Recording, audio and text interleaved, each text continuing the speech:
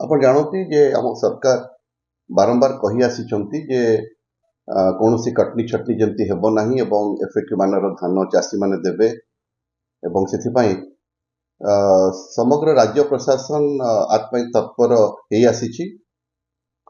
ସେଇ ଉଦ୍ଦେଶ୍ୟରେ ଆମେ ଭଦ୍ରକ ଜିଲ୍ଲା ପ୍ରଶାସନ ମଧ୍ୟ ତତ୍ପରତା ଦେଖେଇଛି ଯେ ଆମେ ସବୁବେଳେ ଯେମିତି ଚାଷୀମାନେ କୌଣସି କଟନୀ ଛଟନୀ ଶିକାର ନ ହେବେ ଏବଂ ସେଥିପାଇଁ ଆମେ ଅନେକ ଥର ମଧ୍ୟ ମିଲର୍ସ ମାନଙ୍କୁ ନେଇକରି ସୋସାଇଟି ସେକ୍ରେଟାରୀଜ ମାନଙ୍କୁ ନେଇକରି ଆମର ମଣ୍ଡି ନୋଡାଲ ଅଫିସର୍ସ ଆମର ବ୍ଲକ ସ୍ତରୀୟ ଅଧିକାରୀ ମାନେ ତହସିଲ ସ୍ତରୀୟ ସମସ୍ତଙ୍କୁ ଆମେ ଯେଉଁମାନେ ଏଇ ପାର୍ଟି ପ୍ରୋକ୍ୟୁରମେଣ୍ଟ ଅପରେସନ ସହିତ ଜଡ଼ିତ ଆମେ ସମସ୍ତଙ୍କ ସହିତ ବିଭିନ୍ନ ପର୍ଯ୍ୟାୟରେ ମିଟିଂ କରିଛୁ, ସେନ୍ସିଟାଇଜ କରିଛୁ ଏବଂ ଚାଷୀମାନଙ୍କୁ ମଧ୍ୟ ଦୀର୍ଘ 1.5 ମାସ ଧରି ଆମେ ସେନ୍ସିଟାଇଜ କରିଛୁ ଯେ ଏଫଏକ୍ୟୁ ମାନ କ'ଣ, ଏଫଏକ୍ୟୁ ମାନର ଧାନ କାହିଁକି ଆପଣମାନେ ଆଣିବା ଦରକାର ଏବଂ ଏଫଏକ୍ୟୁ ମାନର ଧାନ ଆଣିଲେ ହଁ ବର୍ଷା ହେଇଛି, କ୍ଷତିଗ୍ରସ୍ତ ହେଇଛି, କିଛି କିଛି ଧାନ ଡିସକଲର ହେଇଛି, ବଟ୍ ଏମିତି ନାହିଁ ଯେ ଏଫଏକ୍ୟୁ ମାନର ଧାନ ବାହାରିବ ନାହିଁ। ତେଣୁ ସେଥିପାଇଁ ଆମକୁ ସରକାର ମଧ୍ୟ ଏଆଇ ବେସ୍ଡ ଗ୍ରେନ୍ ଆନାଲାଇଜର ଦେଇଛନ୍ତି, କ୍ୱାଲିଟି ଆନାଲିଷ୍ଟ ମାନେ ମଧ୍ୟ ପ୍ରତ୍ୟେକ 2-2ଟି ମଣ୍ଡି 3-3ଟି ମଣ୍ଡିକୁ ଗୋଟେ କ୍ୱାଲିଟି ଆନାଲାଇଜର୍ସ ମାନେ ମଧ୍ୟ ନିୟୋଜିତ ହେଇଛନ୍ତି।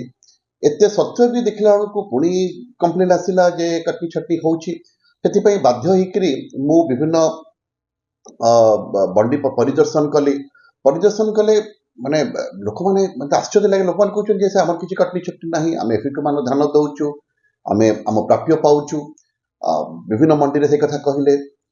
ତାପରେ ଯେତେବେଳେ ମୁଁ କିଛି ଚାଷୀଙ୍କୁ ପଚାରିଲି, ମୁଁ କହିଲି ତାହେଲେ କମ୍ପ୍ଲେନ୍ କାହିଁ ଆସୁଛି? ସେମାନେ କହିଲେ ନାଇଁ ସାର୍, କିଛି କିଛି ଚାଷୀ ମାନେ ଭଲ ଧାନ ଦଉନାହାନ୍ତି, ସେଥିପାଇଁ ସେମାନେ ମାନେ ମିଲର୍ସ ମାନଙ୍କର ଶିକାର ହଉଛନ୍ତି। ମିଲର୍ସ ମାନଙ୍କୁ ବାଧ୍ୟ କରୁଛନ୍ତି ଯେ ସାର୍ ଆପଣ ଧାନ ନେଇଯାଆନ୍ତୁ, ଆମେ ଯେହେତୁ ଭଲ ଧାନ ଦେଇପାରୁନୁ, ଆପଣ ଯେମିତି ହେଲେ ଉଠେଇ ନିଅନ୍ତୁ, ଆମେ ଆଉ ଫେରସ୍ତ ନବୁନୁ। ତେଣୁ ଏଇଭଳି ଭାବରେ ହେଲାକୁ ଚାଷୀମାନେ were at the receiving end. ତ ଏଇ କଥା ଯେତେବେଳେ ମୁଁ ବିଭିନ୍ନ ସ୍ତରରେ ଆଲୋଚନା କଲି, ସେଠି କହିଲେ ନାଇଁ, ଯେହେତୁ ଜିଲ୍ଲାପାଳ ଯାଉଛନ୍ତି ମଣ୍ଡିକୁ, ତ ସେଠି ଚାଷୀ ମାନଙ୍କୁ କୁହାଉଛି ଯେ ତମେ ସବୁ କଥା କହିବ ନାହିଁ, ତମେ ଯଦି ଏମିତି କହିବ ତମକୁ ଆମେ ମାନେ ବେସିକାଲି ଧମକେଇକି ରଖୁଛନ୍ତି। ତ ସେଇ ପରିପ୍ରେକ୍ଷୀରେ ମୁଁ ଭାବିଲି ଯେ ଆର ସତ୍ୟାସତ୍ୟତା ଜାଣିବା ନିହାତି ଦରକାର, ଯାହାଫଳରେ କି ଆମେ ଏତେ କହିସାରିଲା ପରେ ବି ମାନେ ମାନ୍ୟବର ଯୋଗାଣ ବିଭାଗର ମନ୍ତ୍ରୀ ଆସିଥିଲେ, ଆମ ଜିଲ୍ଲାର ମାନ୍ୟବର ମନ୍ତ୍ରୀ ବି ଆସିଥିଲେ, ଆମର ମାନେ ବିଭିନ୍ନ ସମୟରେ ଆମର ଏମଏଲଏସ୍ ମାନେ ମଧ୍ୟ ଆଲୋଚନା କରିଛନ୍ତି, ଉଦ୍ବେଗ ପ୍ରକାଶ କରିଛନ୍ତି। ମୁଁ କହିଲି ତାହେଲେ ନାଇଁ, ମତେ ନିହାତି କିଛି କରିବାକୁ ପଡିବ। ମତେ ସେଥିପାଇଁ ମୁଁ ବାଧ୍ୟ ହେଇକରି ଗୋଟେ ଚାଷୀ ବେଶରେ ଯେତେବେଳେ ଗୋଟେ କମ୍ପ୍ଲେନ୍ ଆସିଲା ଶନିବାର ଦିନ, ମୁଁ ଚାଷୀ ବେଶରେ ଯାଇକରି ମୋର ପିଏସ୍ଓ ଏବଂ ଡ୍ରାଇଭରକୁ ନେଇକରି ମୁଁ ଚାଷୀ ବେଶରେ ମାନେ ଯାଇକରି ସେଠି ମୁଁ ପାଖାପାଖି 3 ଘଣ୍ଟା ରହିଲି ସେ ମଣ୍ଡିରେ। ଧାନ କିଭଳି ଭାବରେ କିଣା ହେଉଛି, ଚାଷୀମାନଙ୍କ ସହିତ ମୁଁ ଇଣ୍ଟରାକ୍ଟ କରିଥାଏ। କେହି ମତେ ଭଗବାନଙ୍କ ଦୟାରୁ ମତେ କେହି ଜାଣିପାରୁନଥାନ୍ତି, ଯେହେତୁ ମୁଁ ମଧ୍ୟ ମାସ୍କ ଲଗେଇଥିଲି। ତେଣୁ ମୁଁ ସମଗ୍ର ପ୍ରକ୍ରିୟା ଦେଖିଲା ପରେ ମୁଁ ହୃଦବୋଧ ହେଲା ଯେ ନାଇଁ, ଯୋଉ କମ୍ପ୍ଲେନ୍ ଆସୁଛି କିଛି କାଂଶରେ ନିଶ୍ଚିତ ଭାବରେ ସତ୍ୟତା ରହିଛି। ସେଥିପାଇଁ ମୁଁ ସେଦିନ ଫେରିଲା ପରେ ଇମିଡିଏଟଲି ମୁଁ ARCS କୁ ଡାକିକିରି ସେଇ ମଣ୍ଡିର ପାର୍ଟି ପ୍ରୋକ୍ୟୁରମେଣ୍ଟ ଅଫିସର୍ସ ଏଗେନ୍ଷ୍ଟରେ ଆମେ ମଧ୍ୟ ଗୋଟେ ଶୋକଜ ମାଗିଛୁ, ସେ ତାର ଆଜି ଉତ୍ତର ଦେବେ।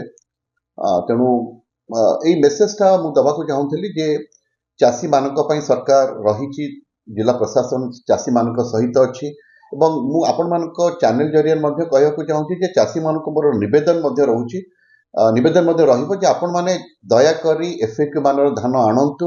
କୌଣସି ଜାଗାରେ ଯଦି କଟନୀ ଛଟନୀର ଶିକାର ଆପଣ ହେଉଛନ୍ତି, ନିଶ୍ଚିତ ଭାବରେ ଆମକୁ ଜଣାନ୍ତୁ ଏବଂ ଆପଣ କେବେ ବି ଭାବିବେନି ଯେ ଟୋକେନ ଆପଣଙ୍କ ଲାପ୍ସ କରିଯାଉଛି, କାରଣ ସରକାର ଜିଲ୍ଲାପାଳ ମାନଙ୍କୁ 15 ଦିନ ଏକ୍ସଟ୍ରା ମଧ୍ୟ ସମୟ ଦେଇଛନ୍ତି। ତା ବାଦ ଯଦି କିଛି ଅସୁବିଧା ବି ହେବ ବି ସରକାର ନିଶ୍ଚିତ ଭାବରେ ତା ଉପରେ ବିଚାର ବିମର୍ଶ କରିବେ। ତେଣୁ କୌଣସି ହାଲତରେ ଚାଷୀ ଡରି ନ ଯାଆନ୍ତୁ, ତାଙ୍କର ଧାନ କିଣା ହବ ହିଁ ହବ, ଟୋକେନ ଲାପ୍ସ କରିବାକୁ ଆମେ ଦେବୁ ନାହିଁ। ତେଣୁ ମୁଁ ଆଉ ଥରେ ଆପିଲ କରିବି ସମସ୍ତ ମାନେ ମୋର ବିଭାଗୀୟ ଅଧିକାରୀ ମାନେ ଏଇ କାର୍ଯ୍ୟରେ ଆମେ ଟିକେ ତତ୍ପରତା ଦେଖେଇବା। ମିଲର୍ସ ମାନଙ୍କୁ ମଧ୍ୟ ମୋର ଅନୁରୋଧ ରହିବ, ସମସ୍ତ ମଣ୍ଡି ପର୍ଚେଜିଂ ଅଫିସର୍ସ ମାନଙ୍କୁ ମଧ୍ୟ ମୋର ମାନେ ଅନୁରୋଧ ରହିବ ଯେ ଆପଣମାନେ ଦୟାକରି ଏଥିରୁ ନିବୃତ୍ତ ରୁହନ୍ତୁ। ଆଉ ଯଦି ନିବୃତ୍ତ ନ ରହିବେ ତାହେଲେ ଆଗାମୀ ଦିନରେ ମଧ୍ୟ ଏଇଭଳି ଭାବରେ କୋଉଠିକି ସବୁବେଳେ ଯେ ଜିଲ୍ଲାପାଳ ବି ମାନେ ନାହିଁ, କୌଣସି ଜାଗାରେ କି ଛଦ୍ମବେଶ ଯାଇକି କୌଣସି ଜାଗାରେ ଆମରି ମଣ୍ଡି ରିଲେଟେଡ୍ ଅଫିସିଆଲ୍ସ ମାନେ ଛଦ୍ମବେଶରେ ଯାଇକିରି ସେମାନେ ସ୍ଥିତି ପରଖିବେ, ଗ୍ରାଉଣ୍ଡ ରିଏଲିଟି ଜାଣିବେ ଏବଂ ଆମେ ବାଧ୍ୟ ହେଇକି ତାଙ୍କ ଏଗେନ୍ଷ୍ଟ ଆକ୍ସନ ନେବୁ। କଟନୀ ଛଟନୀ ରୋକିବାକୁ ନେଇକି କ'ଣ ଆଗାମୀ ଦିନରେ ପଦକ୍ଷେପ ଜିଲ୍ଲା ପ୍ରଶାସନ?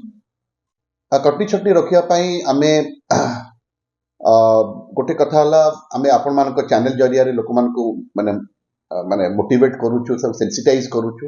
ଦ୍ୱିତୀୟ କଥା ହେଉଛି ଆମେ ମଧ୍ୟ ବାହାର ଜିଲ୍ଲାର ମିଲର୍ସ ମାନଙ୍କୁ ମଧ୍ୟ ଆମେ ନିୟୋଜିତ କରୁଛୁ, ଯାହାଫଳରେ କି ମଣ୍ଡିରୁ ଧାନ ଗୁଡାକ କ୍ୱିକଲି ଲିଫ୍ଟିଂ ବି ହବ ଏବଂ ମାନେ ମିଲର୍ସ ମାନଙ୍କ ଭିତରେ ମଧ୍ୟ ଗୋଟେ କମ୍ପିଟିସନ ସୃଷ୍ଟି ହବ, ଯାହାଫଳରେ କି କୌଣସି ଚାଷୀ ମାନେ ଏଇ କଟନୀ ଛଟନୀର ଶିକାର ହେବେ ନାହିଁ। ତେଣୁ ମୁଁ ଭାବୁଛି ଏଇସବୁ କାର୍ଯ୍ୟ ଦ୍ୱାରା ପ୍ଲସ୍ ଆମେ ଆକ୍ସନ ବି ନେବୁ, ମାନେ ଯୋଉମାନେ ଠିକ କାମ କରୁନାହାନ୍ତି, ସେ ମିଲର ହୁଅନ୍ତୁ, ସୋସାଇଟିର ସେକ୍ରେଟାରିଜ୍ ମାନନ୍ତି, ଯୋଉମାନେ ଠିକ ଭାବରେ କାମ କରୁନାହାନ୍ତି, ତାଙ୍କ ଦାୟିତ୍ୱ ସମ୍ପାଦିତ କରୁନାହାନ୍ତି, ଚାଷୀମାନଙ୍କୁ ମାନେ ଇଏ କରୁଛନ୍ତି, ହଇରାଣ ହରକତ କରୁଛନ୍ତି, ଯାହାଫଳରେ କି ଚାଷୀମାନଙ୍କୁ ଉଦ୍ବେଗ ରହୁଛି, ତାଙ୍କ ଏଗେନଷ୍ଟ ଆମେ କାର୍ଯ୍ୟାନୁଷ୍ଠାନ ଗ୍ରହଣ କରୁ। ତେଣୁ ମୁଁ ଭାବୁଛି ଏଜୁକେସନ, ଏନଫୋର୍ସମେଣ୍ଟ ଆଣ୍ଡ ଆପିଲ, ଏଇ ତିନିଟା ଜିନିଷ ଆମେ ଭାବୁଛୁ ନିଶ୍ଚିତ ଭାବରେ ଆଗାମୀ ଦିନରେ ଏଇ ଯୋଉ ଧାନ କ୍ରୟର ପ୍ରକ୍ରିୟା ରହିଛି ତାହା ସୁରୁଖୁରୁରେ ହେଇପାରିବ।